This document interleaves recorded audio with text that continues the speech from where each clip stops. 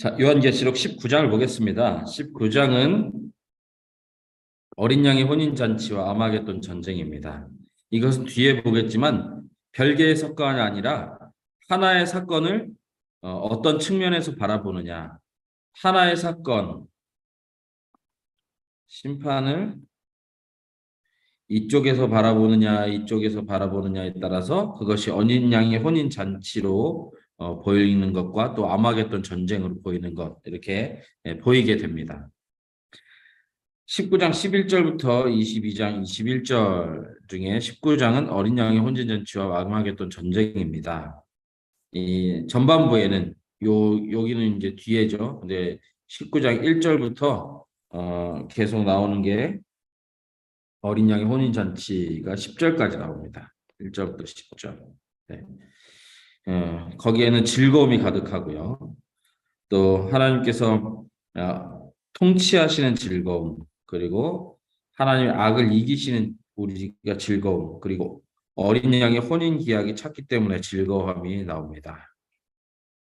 교회는 더 이상 분열되거나 갈등하지 않고 온전한 거룩하기이고 흠이 없는 영광스러운 교회로 세워질 것입니다.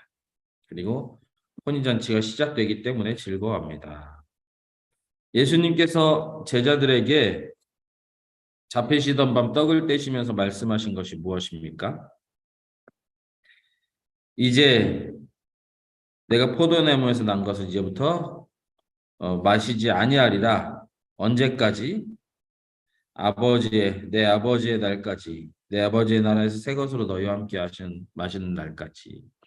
그래서 이 중단되었던 기쁨, 포도주 기쁨이 재개되는 날이 바로 어린 양의 혼인잔치이고 아마겟돈 전쟁입니다.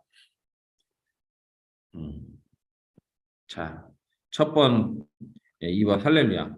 네 번의 할렐루야가 나옵니다. 네 번의 할렐루야. 그 각각의 이유는 보시면 되고요. 또 네.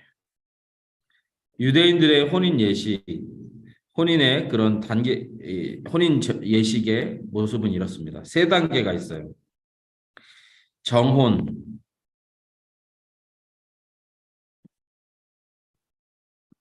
정혼이 있습니다. 그 다음에 공개가 있고 예식이 있습니다. 정혼은 약혼이라고 보시면 되는데 약혼보다는 더 강해요. 뭐냐면 법적 구속력이 있어요. 정혼하면 약혼과 비슷한데 이 혼인과 동일한 법적인 효과가 있습니다. 그래서 약혼을 깨려면 그냥 깨면 되는데 이 정혼을 깨려면 파기하려면 이혼 증서를 내야 돼요. 이혼 증서 작성해야 했습니다. 그리고 계약서에 양가 부모들이 날인해야 정혼이 되는 것이고, 자, 예수님의 육신의 어머니 마리아, 요셉 정혼했죠. 아직 부부가 아니에요. 정혼 기간에 마리아가 잉태합니다. 자, 정혼은 결혼과 똑같은 법적인 효과가 있다고 했어요. 자, 요셉과 아직 동거하지 않습니다. 잉태했습니다. 그러면 이거는 사실 간통의 증거잖아요. 상식적으로. 그러면 어떻게 하냐면 마을 어귀에 이 여인을 데리고 가서 마을 사람들이 삥 둘러섭니다.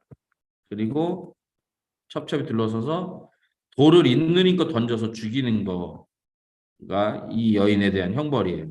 근데 요셉과 마리아 정혼 기간에 수태한 그것을 하나님께서 방법으로 예수 그리스도를 이 땅으로 보내신 방법으로 삼으셨습니다. 왜냐하면 남자의 개입 없이 성령으로 잉태한 것을 또 증명해 주시기 위해서. 그리고 공개는 이제 살집이 마련되고 이제 혼인 예식이 며칠 날 어떻게 치릅니다 하면 이제 신랑이 신부의 집으로 찾아가고 신부는 들러리들인 친구들과 함께 신랑을 기다립니다. 슬기로운 다섯 처녀, 어리석은 다섯 처녀 아시죠? 열 처녀 비유. 그것은 이 공개의 날, 신부의 들러리들이 신랑을 같이 기다리는 그 날을 말하고 있는 것입니다. 예식은 우리는 결혼식 하면 한 30분 예식하고 끝나잖아요. 뭐 패백도 하고 뭐 피로연도 하면 뭐 한 1시간, 2시간 하겠네요. 근데 이스라엘 사람들은 며칠 동안 뭐 3일이든 일주일이든 수일 동안 계속되는 잔치가 바로 혼식입니다. 그리고 이 잔치가 끝나는 순간 아내와 남편으로 공식적으로 다 권리를 갖게 되는데, 자, 가나 혼인잔치에 예수님께서 기적을 이루셨어요. 뭐냐면 물을 변하여 포도주가 되게 하셨는데, 물을 변하여 포도주가 되게 한 이유가 무엇입니까? 포도주가 다 동나서, 포도주가 다 소진돼서 그렇게 했죠. 그것이 이스라엘 사람들이 예식기에 와서 막 취할 정도로 만취할 정도로 막 술을 들이부어서 그렇게 된 게 아니고, 며칠 동안 계속 진행되는 예식이기 때문에 중간에 이 술이 다 동날 수 있습니다. 그러면 새 술을 붓는데, 보통은 처음 건보다 등급이 떨어지는 것을 붓는데, 이 가정은 신기해요. 이전보다 더 좋은 극상품의 포도주가 됐어요. 그 이유는 예수님께서 개입하셔서 물을 포도주로 만든 것이죠. 네. 그런 배경이 있습니다. 우리 성도에게 적용하면 정원은 하나님께서 창세 전에 우리를 성도를 택하셨습니다. 그것을 정원이라고 볼 수 있겠죠. 그리고 공개는 교회가 이제 들림받아 주님을 영접하는 것이고, 예식은 어린 양의 혼인잔치에 완성되는 것이고, 이렇게 적용할 수 있겠습니다. 어린 양의 혼인 기약이 이르렀습니다. 크게 즐거워한다. 크게 기뻐하고 즐거워한다. 그리고 어린 양의 아내가 자신을 준비하였음. 어린 양의 아내가 누구입니까? 바로 우리예요. 우리 어린 양의 아내가 바로 우리예요. 어린 양의 신부가 우리예요. 우리가 자신을 준비해야 됩니다. 요거는 좀 이따가 볼게요. 이 뒤에서 봐야 되는데. 그리고 빛나고 깨끗한 세마포, 그리고 세마포. 음녀의 옷은 무엇이죠? 화려한 옷. 성도의 옷은, 또 어린 양의 신부의 옷은 깨끗한 세마포 옷, 흰 옷. 네. 그리고 어린 양의 혼인잔치 청함을 받는 자는 복이 있도다. 요한계시록의 7개 복 중에 4번째가 어린 양의 혼인잔치에 청함을 받는 복입니다. 여기서 잔치,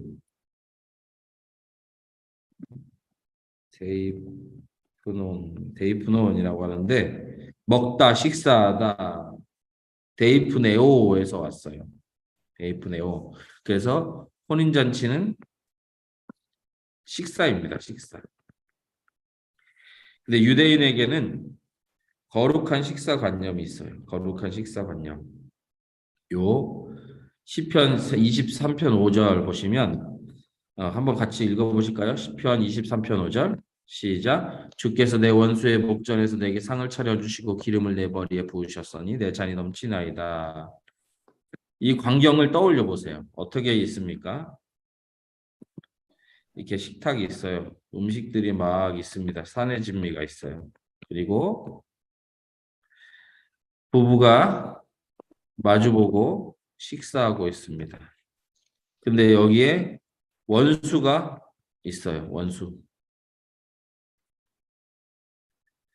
원수가 보고 있는 앞에서 밥 먹으면 밥맛이 없어야 되는데 너무 좋아하는 거예요. 왜냐하면 원수가 무릎 꿇고 있습니다. 원수가 이 무릎 꿇고 있고 포로로 잡혀온 거예요. 이 남편이라고 하면 승리해서 이 원수들을 포로로 끌고 온 겁니다.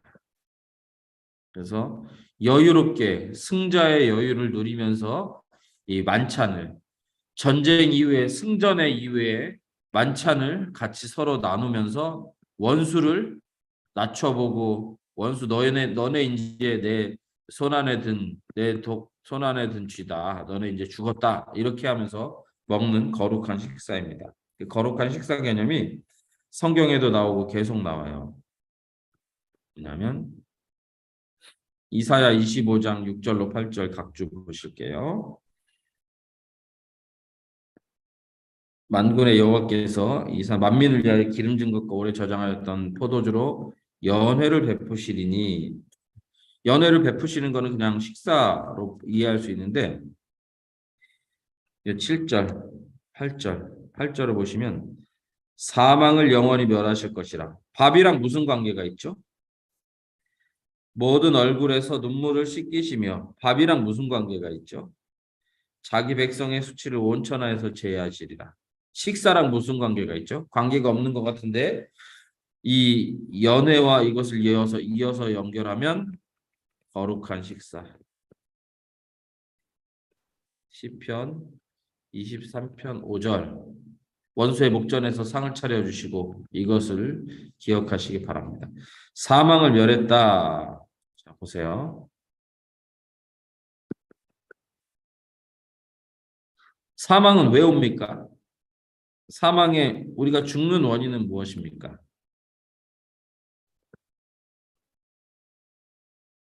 죄로 인해서 와요. 죄는 무엇입니까? 죄는 어떻게 들어옵니까? 미혹에 굴복해서 돼요. 굴복해서. 누가 미혹합니까? 사탄이 미혹하죠. 이것은 악이죠. 자, 사망을 멸했다는 것은 죽지 않는다, 놀랍다, 이 의미를 넘어서요. 사망을 멸했다는 것은 죄를 없이 했다는 것이고 우리를 미혹하는 모든 미혹에 굴복하는 연약함을 완전히 극복하게 하셨다는 것이고 우리를 미혹하는 사탄을 완전히 이기셨다는 것이고 악이 사라졌다는 것이에요. 그래서 이 거룩한 식사 개념에서는 이 전체 프로세스 체인이 다 파괴되는 것을 말합니다. 부활도 마찬가지예요. 부활은 단순히 죽으셨는데 다시 살아나셨다. 와, 의학으로도 할 수 없고 무엇으로도 할 수 없는 그 죽었는데 다시 살아난 기적을 이루었다. 놀랍다. 이것뿐만 아니고 그것을 넘어서서 이 사망의 원인인 죄를 이기셨다. 죄를 무효화시키셨고 이 죄의 유혹에 굴복하는 우리 인간의 나약한 이 의지를 극복시키셨고 사람을 미혹하는 사단을 온전히 밟으셨고 악을 없애신 것이다. 이것이 부활이에요. 이 체인 자체를 다 끊어버리시고 없애셨다. 이것이 부활입니다. 거룩한 식사 개념에 이 전체가 나오는 거예요. 그리고 마태복음 26장 29절에는 아까 읽은 것이죠. 그리고 이 거룩한 식사 개념은 성만찬, 최초의 성찬에도 나와요. 최초의 성찬. 예수님의 성찬에도 나옵니다. 자,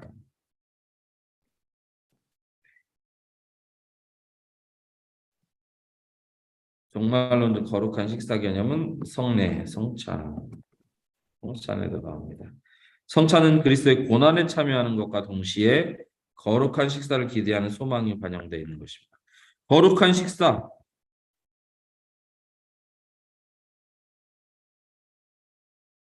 원수의 목전, 이거 기억하세요. 목은 이거예요, 눈목. 이 신체 목이 아니고 눈목이에요. 원수의 목전이라는 것은 무슨 뜻입니까? 원수가 포로로 끌려와서 굴복한 상태를 우리 앞에서 보이면서 우리는 그 앞에서 식사를 하는 것입니다. 여기서는 사망이, 죄가, 악이 다 없어지는 것을 말해요. 네, 사탄이 멸망받는 것을 말합니다. 거룩한 식사는 이것을 말하는 것입니다. 이 거룩한 식사가 아주 잘 드러나는 것이 어린 양의 혼인잔치. 네, 계시록 19장. 자, 이제 11절부터는 그리스도의 재림을 말하고 있습니다. 이 점층법으로 하늘의 모습을 보여주고 있습니다. 4장 1절에는 하늘 문이 열렸는데 11장과 15장에는 성전이 열리고 19장에는 이제 하늘 자체가 열립니다. 네. 그리고 11절에 한번 보실까요? 11절. 또 내가 하늘이 열린 것을 보니 보라 백마와 그것을 탄 자가 있으니 그 이름은 충신과 진실이라. 그가 공의로 심판하며 싸우더라. 하얀 말을 탄 사람의 환상이 보이고 그 이름이 충신과 진실. 네, 이것은 예수님의 이름이죠. 1장 5절에는 충성된 증인으로, 3장 14절에는 아멘이시고 충성되고 참된 증인으로, 충성, 참, 충성, 참 이런 관계, 이렇게 예수님을 표현하는 내용입니다. 그리고 공의로 심판하며 싸우더라. 공의로 심판하며 싸우더라. 이 공의도 공의로 심판하며 싸우더라 나옵니다. 16장 5절에도 심판하심이 의로우시도다. 16장 7절에도 심판하시는 것이 참되고 의로우시도다. 19장에도 심판은 참되고 의롭다.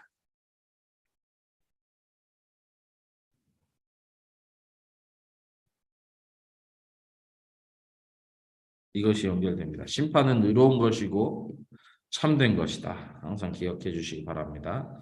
왜냐하면 예수님 믿지 않는 사람들은 이 예수님의 심판을, 최후의 심판을 잔인하고 무자비하다 하지만 하나님께서 말씀하시기 심판은 공의롭고 참된 것이다. 이 제단 아래에 있는 순교자들이 계속 호소하잖아요. 우리 피를 갚아주지 아니하시기를 어느 때까지입니까? 이 심판의 이유는 무엇입니까? 죄악이죠. 죄악은 하나님을 모독하고, 신성 모독하는 이름이 그 용과 짐승에게 써 있었잖아요. 신성 모독하는 것, 하나님 모독하는 것과 또 심판의 이유는 교회를 핍박하는 것. 이 짐승이, 첫 번째 짐승이 교회를 핍박하고 있지 않습니까? 네. 그리고 이름은 충신과 진실이고 그 모습은, 외형은 눈은 불꽃 같고 머리에는 많은 관을 썼고 피 뿌린 옷을 입었다. 피 뿌린 옷을 입었다. 이 피는 복수의 피입니다. 또한 희생의 피입니다. 희생의 피입니다. 자, 복수의 피는 무엇입니까?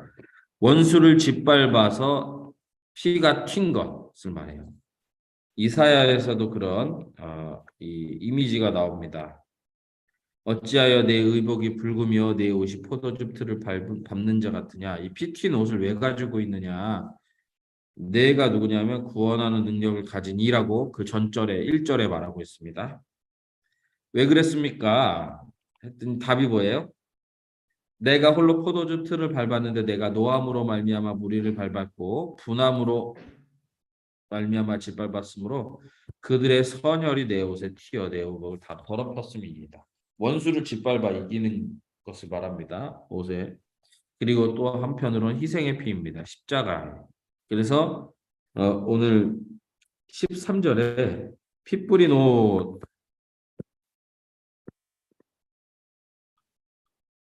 중의적이고 양면성이 있어요. 승리, 네, 잘 안 써지네.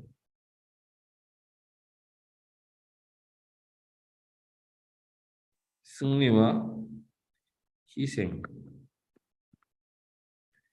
서로 안 어울릴 것 같은 이 개념이 이 피 뿌린 옷에서 다 드러납니다. 여기에서는 원수의 피, 여기서는 그리스도의 피를 말하죠. 네. 백마탄 전사와 재판관의 이미지 모두가 충족이 됩니다. 호주의 신학자 중에 레온 모리스, 레온 모리스. 요 램은 보통 말 안 해요. 레온 모리스. 레온 모리스라는 사람이 이렇게 말했어요. 성육신하신 예수 그리스도께서는 타인의 피를 흘리심으로써 자신의 승리를 이끌어내셨고 자신의 피를 쏟으심으로써 사탄에 대한 승리를 확정하셨다. 이 타인은 누구 사람을 막 피 흘린 게 아니고 원수를 밟아 이기신 거. 오늘 이미지를 떠올리시면 됩니다. 네. 그리고 15절 한번 보실까요? 19장 15절 시작. 그의 입에서 예리한 검이 나오니 그것으로 만국을 치겠고 친히 그들을 철장으로 다스리며 또 친히 하나님 곧 전능하신 이의 맹렬한 진노의 포도주 틀을 밟겠고 라고 말합니다. 네. 또 한 가지 예수님의 정체성은 하나님의 말씀입니다. 네.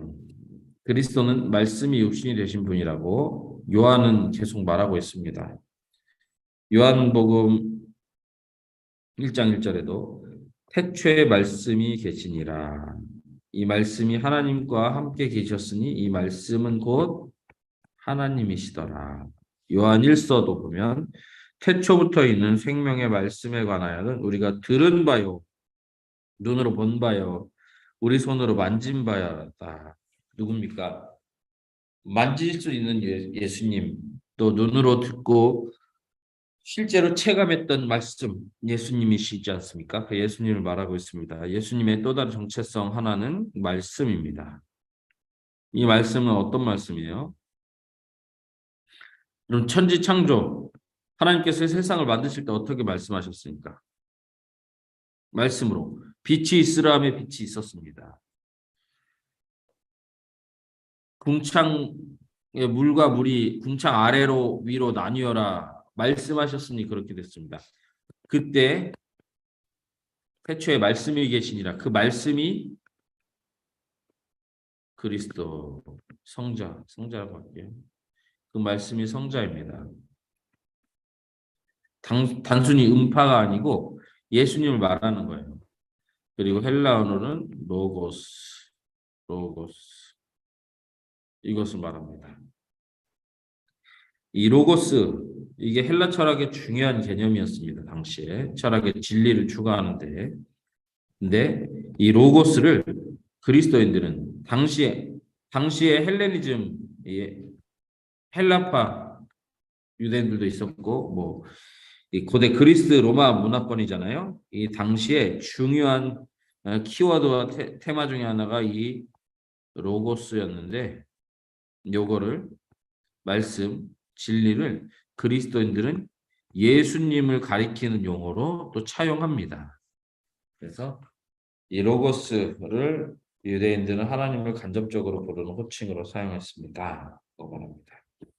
그리고 이 말씀은 사탄에 대해서 철저히 승리하는 그 모습도 우리에게 보여주는데 히브리서 4장 12절입니다. 각주 4번 읽어볼게요. 시작. 하나님의 말씀은 살아있고 활력이 있어 좌우의 날선 어떤 것보다도 예리하여 혼과 영감이 관절과 골수를 찔러 쪼개기까지 하며 또 마음의 생각과 뜻을 판단하니 아주 좌우의 날선 예리한 것보다 더 예리한 그 하나님 말씀이 찔러 쪼개기까지 한답니다. 그리고 만물이 벌거벗은 것 같이 드러나게 한답니다.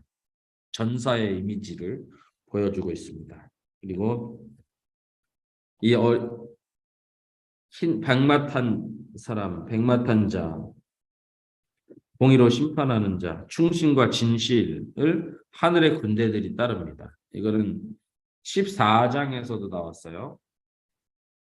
이 사람은 여자는 바벨론이죠. 여자와 더불어 더럽히지 아니하고 순결한 자라.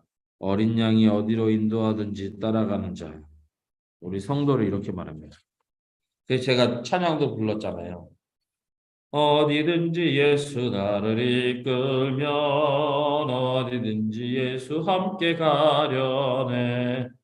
예수님과 동행하면 겁없고 뭐 이 찬양 제가 불렀지 않습니까? 그게 442장인가 그럴 거예요. 아니 441장인가? 응? 아니, 어디든 440장 44 440장 찬양 기억하라고 했죠. 이 어린 양이 어디로 인도하든지 따라가는 자들이 하늘의 군대가 되어서 예수님 따릅니다. 똑같은 사람들이에요. 그리고 이 어린 양의 혼인잔치 17절에 한번 보실래요? 17절 시작. 또 내가 보니 한 천사가 태양 안에 서서 공중에 나는 모든 새를 향하여 큰 음성으로 외쳐 이르되 와서 하나님의 큰 잔치에 모여. 하나님의 큰 잔치. 이것은 어떤 잔치일까요?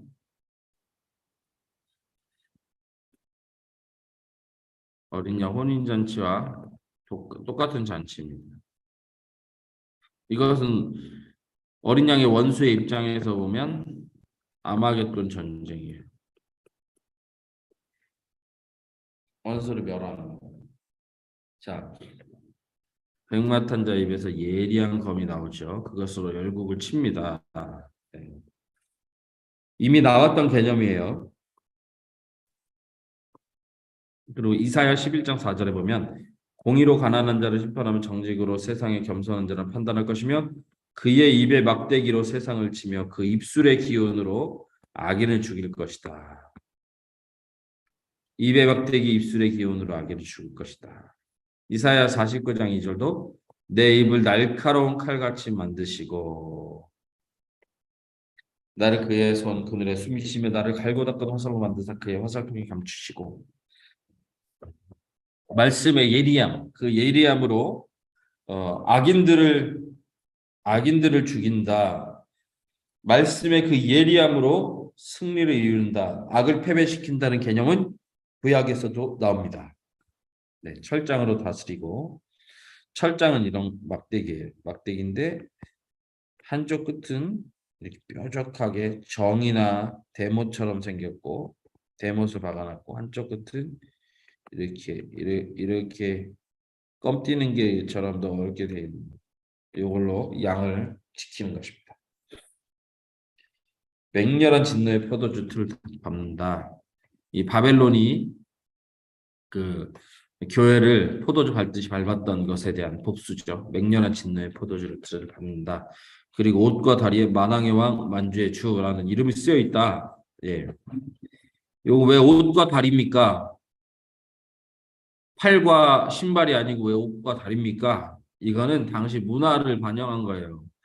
당시 로마 병사들의 군복을 보고 이것을 쓴 거니까 그냥 옷과 다리 별 의미는 없고 그렇다 이렇게 이해하시면 됩니다. 근데 이 이름에 대해서는 굉장히 중요하게 생각하셔야 돼요. 만왕의 왕 만주의 주. 이게 이때 바로 나온 표현이 아니고 구약에도 있던 표현입니다. 구약에 이 표현을 어떻게 쓰고 있습니까? 여호와 하나님에게만 만왕의 왕 만주의 주라는 호칭을 써요. 그러면 이 이야기를 들었을 때 반응은 두 가지로 나올 겁니다. 그리스도를 영접한 이들에게는 저 어린 양이 여호와 하나님이시구나, 전능자이시구나. 그렇기 때문에 패배할 수가 없고 반드시 승리하시겠구나. 이 반응. 어린 양을 성도로서 어린 양을 모신 분은 그러한 반응. 근데 어린 양을 의도적으로 거부한 사람들은 어떤 반응이 나오냐면 저 말이 되느냐, 저 신성모독이다. 제가 우리 다 함께 이제 이 2000년 전에 이 유대 땅으로 가서 요 소아시아 지역으로 가서 요 구절을 읽어보면 반응이 두 가지예요. 유대인 중에 예수 그리스도를 구세주 메시아로 인정하는 사람에게는 그 하나님이 반드시 승리하겠구나. 근데 어떻게 십자가에 못 박힌 사람이 메시아일 수 있느냐? 로마법에 의해서도 십자가에 못 박힌 것은 국가를 전복시키거나 사회에 큰 해악을 끼친 중범죄인데, 그리고 하나님의 율법에 의해서도 나무에 달린 자마다 하나님께 저주받은 자라고 했는데 어떻게 그 저주받은 자가 범법자가 중보자가 될 수 있고 성자이며 그분이 하나님이시고 그분이 메시아고 그리스도인가? 왜 저 사람을 만왕의 왕 만주라고 하는가? 저 사람 미쳤다. 신성 모독하고 있다. 이 반응이 두 가지로 나올 겁니다. 네. 어린 양이 만주의 주 만왕의 왕이라는 것은 어린 양이 곧 여호와 하나님이라는 뜻이죠. 그래서 이거 요거는 사실 없어도 되는 거예요. 요만큼. 어린 양이 만주의 만왕의 왕이시니까 어린 양이 하나님이기 때문에 반드시 이길 거니까 요거는 사실 없어도 되는 건데 넣습니다. 그리고 어린 양만 이기시는 것이 아니라 또 누가 이깁니까? 또 그와 함께 있는 자들. 그와 함께 있는 자가 누구예요? 바로 우리입니다. 우리 성도들. 성도들도 이기리로다. 부르심을 받은 성도, 택하심을 받은 진실한 성도들도 이기십니다. 여러분들 이기십니다. 하나님께서 이기게 하십니다. 네, 잠시만요. 죄송합니다. 천사의 음성. 네, 하나님께서 이 큰 잔치에 모여서 다 이 왕들과 장군들과 장사들과 말탄 자 모든 자의 살을 먹으라 하고 새에게 말해요. 18절. 18절 같이 읽어보실게요. 18절 시작. 왕들의 살과 장군들의 살과 장사들의 살과 말들과 그것을 탄 자들의 살과 자유인들이나 종들이나 작은 자나 큰 자나 모든 자의 살을 먹으라 하더라. 아멘. 네. 이 살을 먹으라 하는 게 뭐냐면 아주 불명예의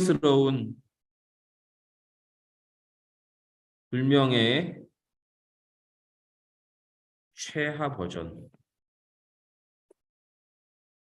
뭐죠? 이 살을 먹으라는 게 불명예의 하드코어라고 하죠. 예, 아주 끔찍한 하드코어. 제일 뭐랄까 끝장판, 끝판왕.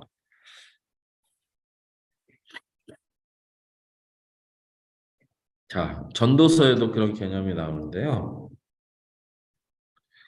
비록 100명의 자녀를 낳고 자녀는 장사의 수중에 있는 화살과 같다고 해서 권세의 도를 나타내죠. 100명의 자녀를 낳고 또 장수하여 사는 날이 많을지라도 자, 장수도 하늘이 준 복이에요. 당시에는 하늘이 준 복으로 말하고 그리고 그의 영혼은 그러한 행복으로 만족하지 못하고 또 그가 안장되지 못하면 아, 이 평안하게 장사 지내지 못하면 이런 뜻이죠. 나는 이르기를 낙태된 자가 그보다는 낫다. 차라리 나지 아니하였을 뿐 좋겠다. 자, 이 시신이 유기된 것만으로도 아주 존귀한 삶을 산 사람에게도 나지 않았으면 좋았을 뻔한 삶이다. 그리고 제가 이 가정하면 우리나라 최고 대기업의 회장이에요. 제가. 그리고 앞으로도 이 기업은 승승장구할 것이고 저의 후계자들은 저보다 경영의 능력이 뛰어나요. 그리고 장수했어요. 사회 공헌도 많이 하고 봉사도 많이 하고 기여도 많이 했습니다. 그런데 이 몸이 평안히 장례를 치르지 못하게 된 것은 차라리 저 사람 태어나지 않는 게 더 날 뻔했어. 이런 평가를 받는다는 거예요. 근데 그 시체를 누군가 먹었다. 장사 지내지 못할 뿐만 아니라 누군가 먹어버렸다. 이 새가 쪼아서 먹어버렸다. 그거는 불명예 최고 하드코어 가장 밑바닥을 말하는 것입니다. 이세벨의 죽음은 어땠습니까? 창문을 열고 이 창문에 내던졌어요. 그랬더니 성에서 떨어져서 터져 죽습니다. 동네 개들이 와서 다 먹고 해골과 손발만 남았다고 했어요. 이세벨. 불명예 중에 불명예를 말하고 있는 것입니다. 하나님께서 누구에게 그렇게 하신다고 말합니까? 땅의 왕들, 장군들, 장사들, 말탄자들 모든 자의 사를 말합니다. 여기서 말탄자는 흰말탄자 이것이 아니고 이 호전적인 정복자 그것을 말하고 있습니다. 이제 거짓 선지자와 짐승을 심판하는데 이 짐승은 무엇을 말할까요? 짐승. 네. 짐승은 무엇을 말할까요?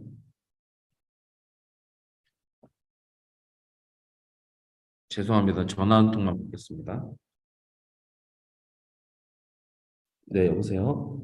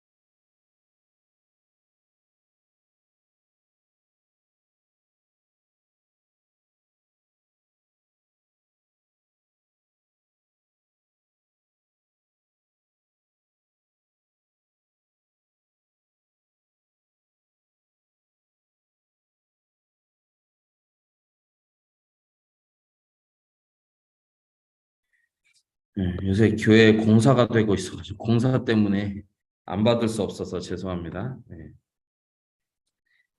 요 10, 이, 네. 19절 보면 어린 양, 어린 양 얘들이 뭐예요? 요거 아니다. 잠깐만. 예, 이제 19절에 말탄자와 근데 요거는 어린 양이나 마찬가지고 짐승들 군대들 요거는 어린 양의 대적이죠. 이 전쟁을 일으키고 이게 아마겟돈 전쟁이에요. 저번에 아마겟돈은 무기또 16장에서 무기또에서 나왔다고 했어요. 무기또는 계속해서 전쟁 현장이었다고 했고, 네. 자, 그럼 요 짐승은 무엇일까요? 무엇일까요? 13장의 내용 기억하십니까? 13장의 내용? 네. 12장까지 올라가 보면, 자, 한 큰 붉은 용이 있었고,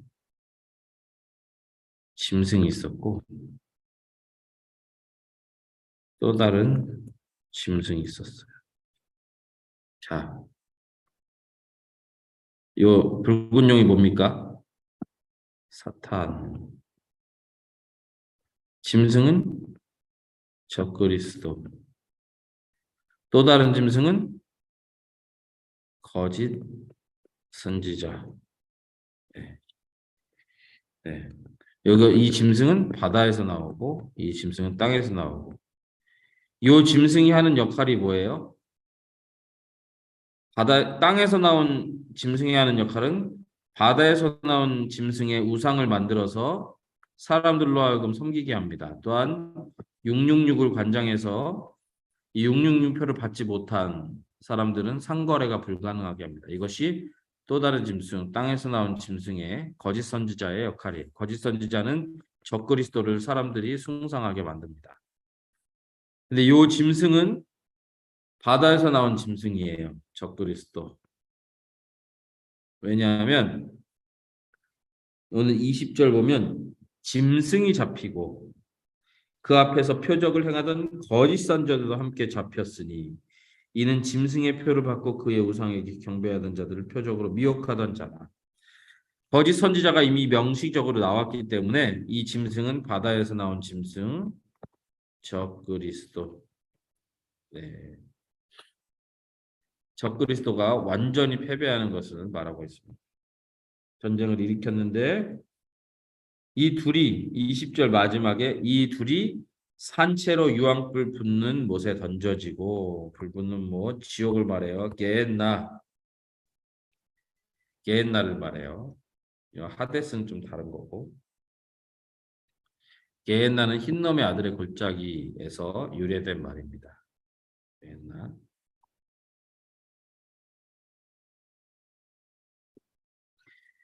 그리고 나머지 잔당이 얘기했는데 나머지는 어떻게 죽습니까? 21절 보실게요. 21절 시작. 그 나머지는 말탄 자의 입으로부터 나오는 검의 죽음에 모든 새가 그들의 살로 배불리더라. 네. 말탄 자의 입에서 나오는 검에 죽는다. 자, 그 짐승은 어떻게 죽습니까? 유황불못에 산채로 던져진. 그리고 나머지는 누구냐면 이제 비그리스도인. 이 사람들은 예, 입에서 나오는 검으로 죽어요. 누구의 입에서 나오는? 말탄자의 입에서 나오는 어린 양의 입에서 나오는 검으로 죽습니다. 그리고 둘 다 새 모이가 됩니다. 시체가. 불명예스러운 죽음이죠. 자, 요 나머지는 21절에 나오는 나머지는 지난주에 봤던 그 바벨론 멸망에서는 어떤 누구입니까? 바벨론의 멸망을 보고 그 저기 뭐지? 안타까워했던 부류들이 있어요. 첫째, 땅의 왕들, 상인들, 뱃사람들, 유통업.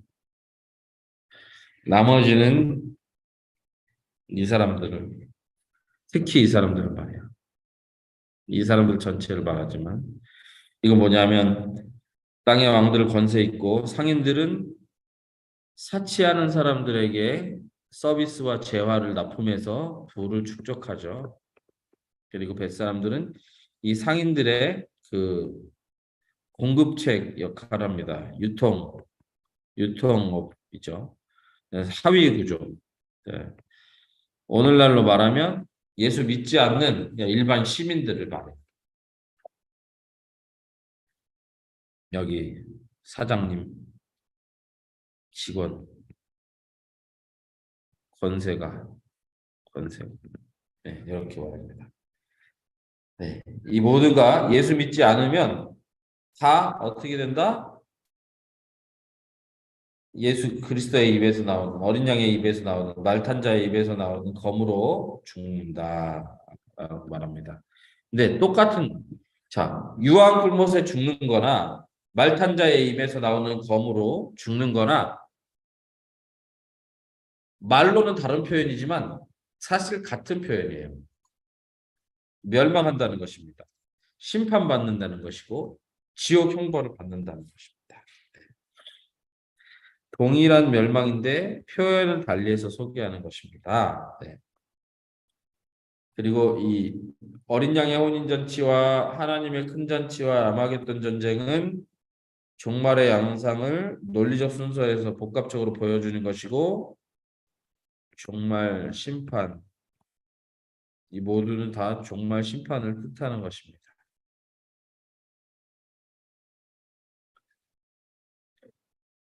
코끼리를 옆에서 보느냐, 앞에서 보느냐, 밑에서 보느냐, 위에서 보느냐 모양이 그려놓으면 모양이 다르죠?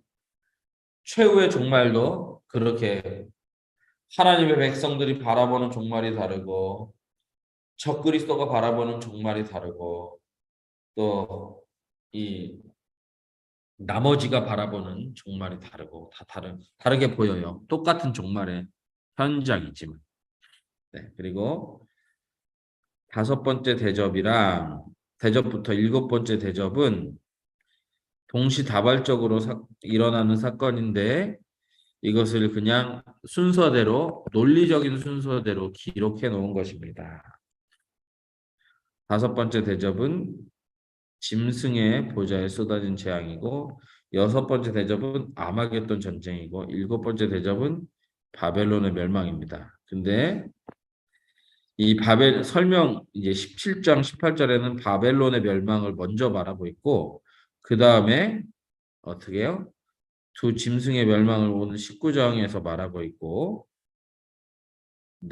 다음 주 20장에서는 용의 멸망을 말하고 있습니다. 다시 말씀드릴게요. 용은 뭐예요? 여기서 요한계시록에서 용은 사탄. 두 짐승은 바다에서 나온 짐승은 적그리스도, 땅에서 나온 짐승은 거짓 선지자를 말하고 있습니다. 네. 네. 하나님께서 심판하시는데 그 모습이 성도가 바라보는 것과 적그리스도가 바라보는 것이 달라요. 우리 성도에게는 그 심판의 시간이 할렐루야, 할렐루야, 할렐루야의 시간입니다. 이 세상의 종말의 시간이 기쁨과 즐거움의 시간이어야 돼요. 왜냐하면 우리 피를 갚아주지 아니하시기를 어느 때까지 하나이까 이에 대한 하나님의 응답이 성도를 피 흘리게 하고 교회를 핍박한 그 적그리스도 거짓 선지자들을 피 흘리게 하고 또 완전한 패배를 이루시는 것이기 때문입니다. 그래서 오늘 19장에 할렐루야가 4번이나 나왔다 생각하시고 우리 어린 양의 혼인잔치잖아요. 어린 양의 혼인잔치. 그래서 숫자의 1을 처음이라고 하고 9를 마지막이라고 하면 알파와 오메가잖아요.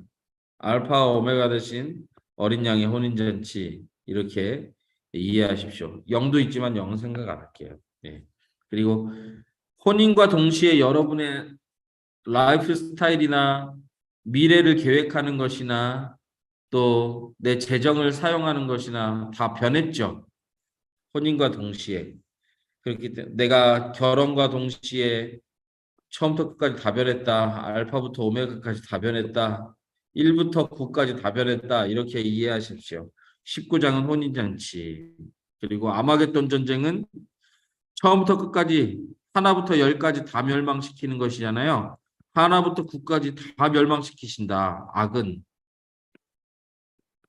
그래서 아마겟돈 전쟁. 19장은 혼인잔치와 아마겟돈 전쟁. 근데 이것은 같은 건데 같은 사건인데 이 표현을 보는 입장에 따라서 표현을 달리한 것이다.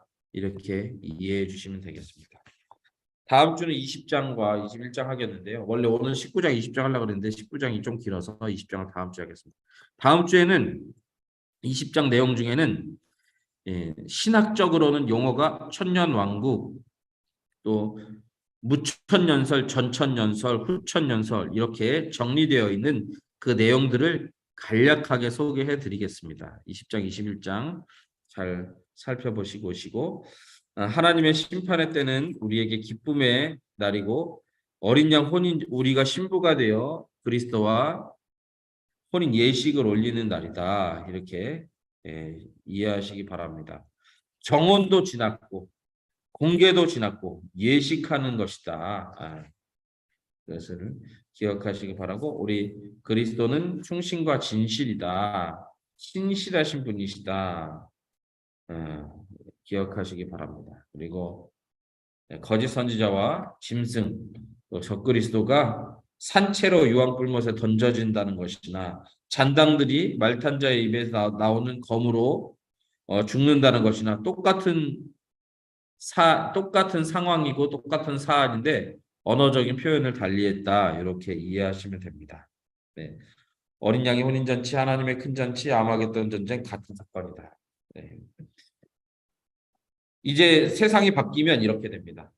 불신자들에게는 재앙이 우리에게는 기쁨이 되고 불신자들에게는 멸망인데 우리에게는 축복이 되는 똑같은 사안인데 그렇게 다가올 거예요. 그래서 종말을 생각하시고 바라보실 때 두려움이나 뭐 이런 거부감이 아니라 기쁨, 할렐루야, 할렐루야, 할렐루야, 할렐루야 네 번이나 나오잖아요. 그 할렐루야를 외치는 날이다 이렇게 생각하시길 바라고 또 오늘 우리의 삶에서 하나님께서 그러한 역전의 은혜를 주시리라 확신하시고 주님이 하실 일들을 기대하시고 나를 위해서 이 역사를 주관하신 하나님께 인생을 맡기시는 은혜가 있기를 축복합니다. 여기서 강의를 마치겠습니다. 강의 들으시느라 고생하셨습니다. 수고하셨습니다.